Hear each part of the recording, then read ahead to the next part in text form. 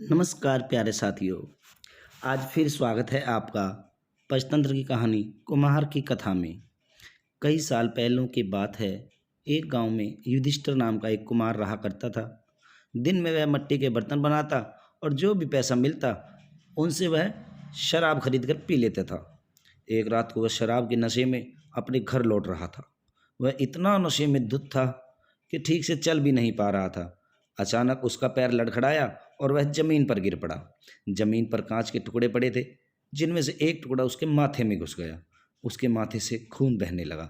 इसके बाद कुमार किसी तरह उठा और अपने घर की ओर चल दिया। अगले दिन जब उसे होश आया तो वैद्य के पास गया और पट्टी करवाकर दवाई ली। वैद्य ने कहा, घाव गहरा होने के कारण इसे भरने में समय लगेगा। पूरा भर जाने के बाद इस घाव का निशान नहीं जाएगा। इसके बाद कई दिन बीत गए। अचानक उसके गांव में सूखा पड़ गया।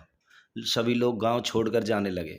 कुमार ने भी गांव छोड़कर जाने का फैसला किया और दूसरे देश की तरफ निकल गया। नए देश में जाकर वह राजा के दरबार में नौकरी मांगने गया। वहां राजा ने उसके माथे पर चोट का निशान देखा और सोचा, यह जरूर कोई पराक्रमी योद्धा होगा। दुश्मन से लड़ते समय इसके माथे पर चोट लगी होगी। यह सोचकर राजा ने उसे अपने दरबार में एक खास जगह दे दी और उस पर विशेष ध्यान देने लगा। यह देखकर राजा के दरबार में मौजूद राजकुमार, सेनापति और अन्य मंत्री उस कुम्हार से जलने लगे। ऐसा कई दिनों तक चलता रहा। एक दिन शत्रुओं ने राजा के महल पर हमला कर दिया। राजा ने अपनी पूरी सेना को युद्ध के लिए तैयार किया। उसने युधिष्ठिर से भी युद्ध में जाने के लिए कहा।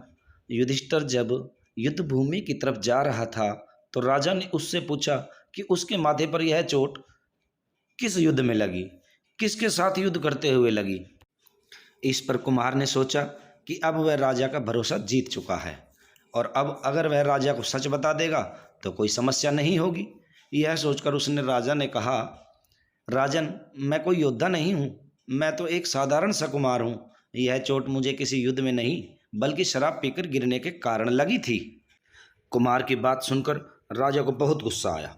उसने कहा, तुमने मेरा विश्वास तोड़ा है और मुझे छल कर दरबार में मुझसे इतना ऊंचा पद पाया है। निकल जाओ मेरे राज्य से। कुम्हार ने राजा से बहुत मिन्नतें की। उसने कहा कि अगर उसे मौका मिला तो वह युद्ध में राजा के लिए प्राण भी दे सकता है। राजा ने कहा, तुम चाहे जितने भी वीर और पराक्रमी हो, लेकिन तुम सूरवीरों से कुल से नहीं हो। तुम्हारी हालत शेरों के बीच रहने वाले उस गीदड़ की तरह है जो हाथी से लड़ने की जगह उससे दूर भागने की बात करता है। मैं तुम्हें जाने दे रहा हूँ, लेकिन अगर राजकुमारों को तुम्हारा राज पता चल गया तो वो तुम्हें जिंदा मार डालेंगे। इसलिए कहता हूँ कि तुम अपनी जान बचाओ और भाग जाओ। कुमार ने राजा की बात मानी और वह तुरंत उस राज्य को छोड़कर चला गया।